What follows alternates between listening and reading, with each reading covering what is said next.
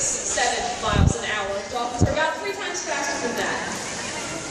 Bo's going to come and show another way that he can use his speed. This is called hydroplaning.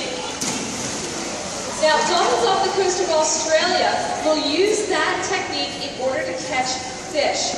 It's a hunting strategy for them. They'll herd fish into really shallow areas, and then just like you saw Bo doing, they'll go skimming across the beach in those very shallow areas, and they use their speed to hydroplane, and as they go by, they'll just snatch up the fish that they've cornered in that shallow area. So it's kind of a cool little hunting strategy. Dolphins can use their speed to help catch their fish better. Now, in addition to having the speed, they also will jump out of the water at different points. Now, all the different types of leaps or aerial behaviors that you might see dolphins doing have different kinds of purposes. It could just be for fun, so it looks like the crosser's going to come show you guys a little bit of an acrobatic aerial behavior. This is called a back dive for obvious reasons.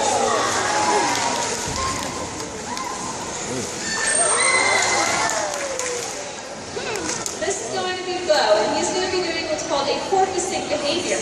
Now, as he comes out of the water, you might see that blowhole on the top of his head open and close, or you might hear him. So listen up. As he comes out of the water, you might hear a puff of breath.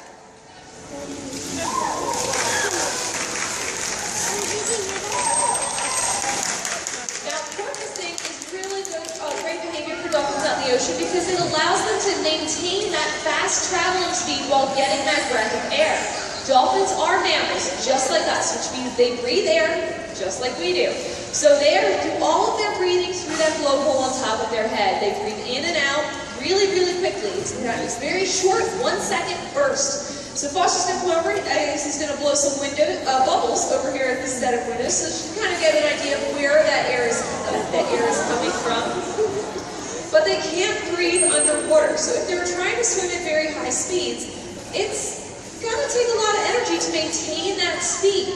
They have to breathe a lot. So by porpoising, they're still maintaining that speed because they're just flying out of the water. They're changing the angle, they fly out of the water, but when they're in the air, they can get that next breath that they might need.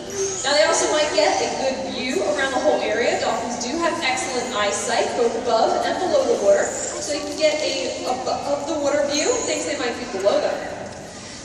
You can also see our dolphins are paying very close visual attention to our trainers.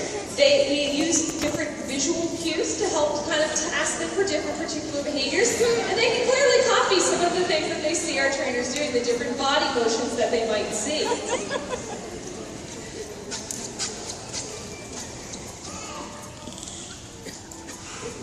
Now, as we're going through this, we're not only making sure that our dolphins get plenty of physical exercise, both through speed swims or looking for aerials, we're also doing a little bit of mental exercise too. So those copycat behaviors, as we're moving around, we're kind of keeping them on their toes, asking them for different things.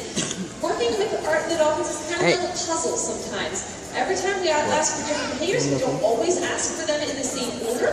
We don't always ask for a behavior at all in a particular session. We try and mix it up on them. So they really do have to use their brain to pay attention and keep up on the exercise. Now, all of these behaviors Mom that has you're people on seeing this here are live trained stream. using what's called positive reinforcement. Mom has people on this all that live means stream. is anytime they do a behavior that we like, we want to encourage, we're going to give them something that they find reinforcing, they find positive. So this I don't know who's on it. It's a live stream. That means anyone can just go right onto it. Ice cubes. Our boys are actually really big fans of ice cubes. Some people are interested in watching live streams. Asked him to do these somersaults. He's done this behavior correctly, so you're going to hear Kimmy blow a whistle. Now, what that whistle means is yes, whatever you're doing right now, that is exactly what we're looking for. Nice work. Now he's going to come over to this set of windows. So some of our behaviors, they happen at both sets, and he's going to come over and keep doing those somersaults.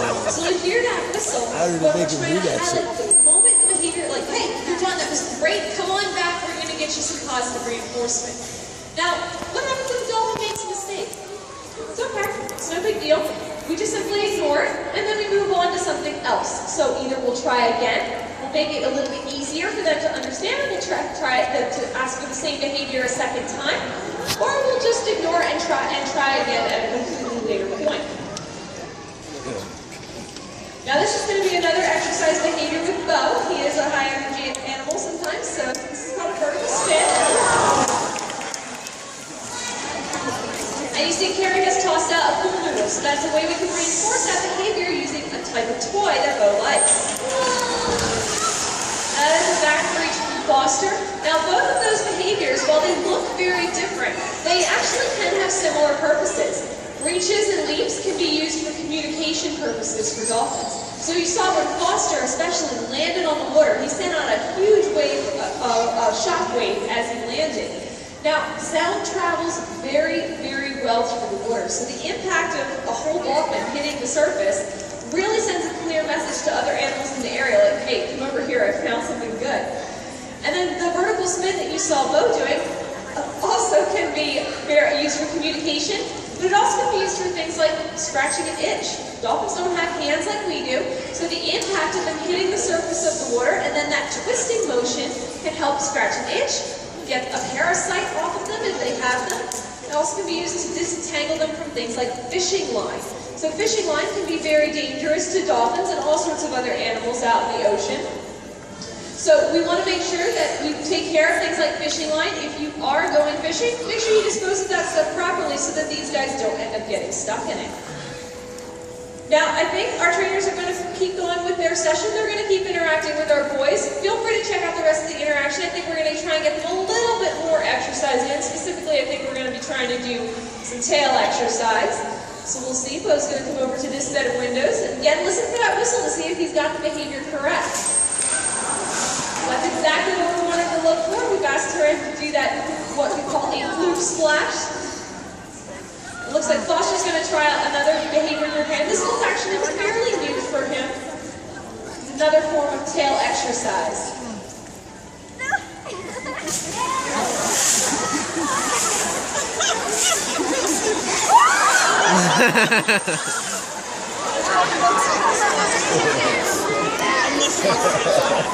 Now, Foster, it's very fun to watch him do that particular behavior because it also, while it is physical exercise for him, it's also a mental exercise.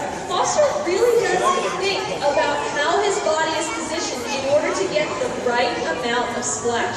So watch him as he comes out to the center. Looks like we've asked him for this behavior again. And watch him how he kind of aligns himself and balances himself to try and make this happen. Because they can get off balance when they do this. So Foster really thinks about He's chewing on a pretzel. His body. So it's another good example of how training new behaviors can really be a mental challenge and a mental puzzle for them. So exercising again, bodies and their minds. Now at this point, I'm going to step up the microphone. I'm going to let our trainers keep wrapping up their session. If anybody has any questions, you can feel free to come over and ask. My name's Gretchen. I'll be hanging out over here on the right-hand side. Again, we are an open exhibit, so feel free to hang out here for as long as you like throughout our afternoon. And at 3:30, we will be having one of our educators come in and talk a little bit more about our space. Have a great rest of your day here at the National Aquarium. 3:16.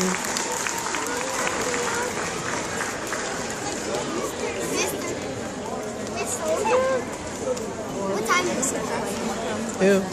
3:16. 3:17. Okay.